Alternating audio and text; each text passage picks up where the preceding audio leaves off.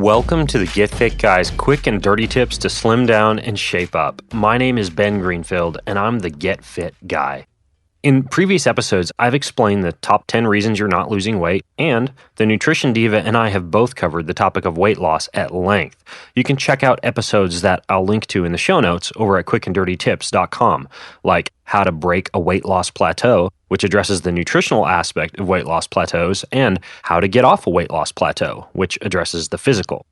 A weight loss plateau, defined, is a gradual tapering off or a pause in your weight loss, even when you're still exercising and eating healthy. And plateaus happen to just about everybody.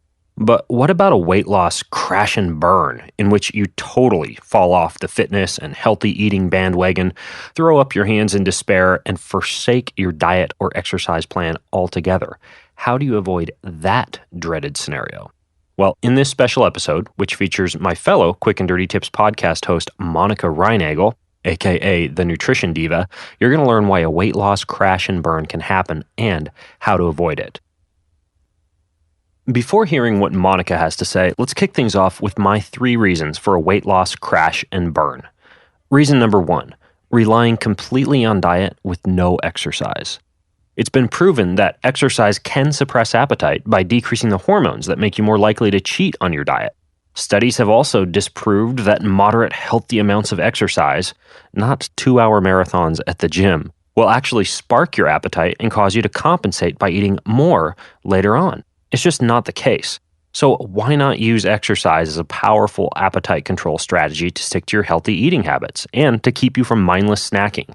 I personally get hungry every afternoon at about 1:30 in the afternoon. Fortunately, I've rearranged my day so that this is about the time I hop on my bike to ride to the gym and lift weights or go for a swim. This gets me through that afternoon hunger spike, and before I know it, it's time for dinner. Even if you can't squeeze in a full exercise session at the same time of day when you tend to get appetite cravings, you may find that something as simple as a quick 5 or 10 minutes of physical activity has that same appetite-suppressing effect. And I'll link to some of my favorite short 10-minute workouts in the show notes. Reason number 2 for a diet crash and burn is eating too little protein. In the episode, How Much Protein Should I Eat?, the Nutrition Diva explains that up to 1/3 of your diet can come from protein. Now, I personally eat slightly less protein than that and make up for the difference with healthy fats, which have a similar appetite-satiating effect. But no matter what, I always aim to do one important thing: eat protein, either before or after my workout. It doesn't matter, actually, whether you eat protein before or after, but what is important is that the levels of amino acids in your blood are high when your muscles begin their process of repair and recovery. This not only keeps you from getting excessively sore, but it also keeps you from getting the hunger pangs that can occur as your body realizes there's not enough building blocks on board to repair and recover. And reason number 3 for a diet crash and burn is the over-exercising plus under-eating scenario.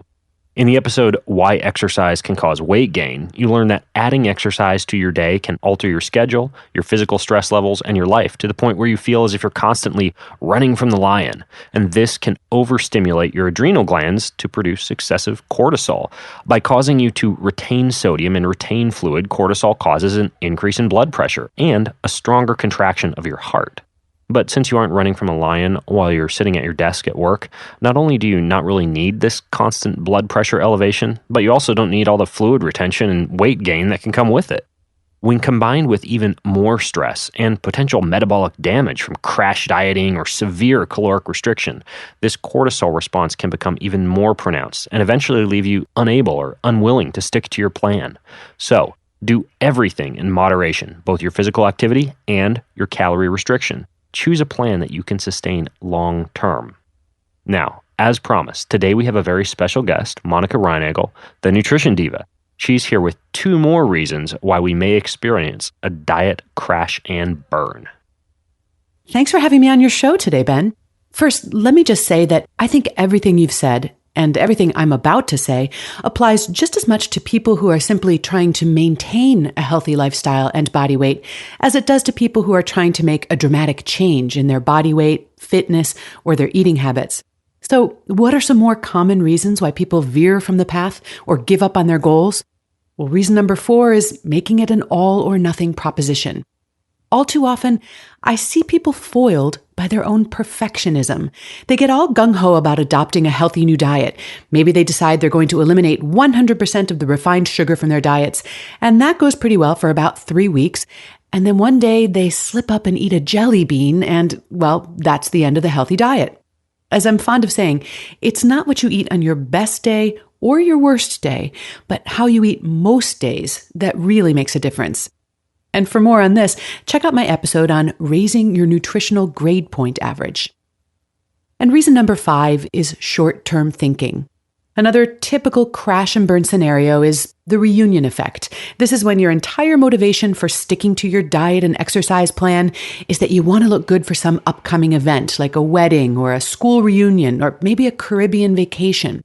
The problem is that once the event is over, you find it hard to drum up the same discipline. Look, short-term goals are fine. Just remember that a healthy lifestyle isn't just a means to an end. It's not something you do until you get to a certain weekend or a certain waist size. It's a way of life. If short-term goals are the only thing you find truly motivating, well then make sure you've got the next one lined up before you reach the first one. Thanks, Monica. And you can tune in to the Nutrition Divas show for part 2 of this series on how to avoid the diet and fitness crash and burn. If you have more questions about weight loss, crash and burn mistakes, then join the conversation at facebook.com/getfitguy. And if you want the combination of an exercise and a nutrition plan that's just right for your unique body type, then check out my new book, Get Fit Guy's Guide to Achieving Your Ideal Body, which you can find over at getfitguy.com. And until next time, this is the Get Fit Guy asking you, what are you waiting for? Go get fit.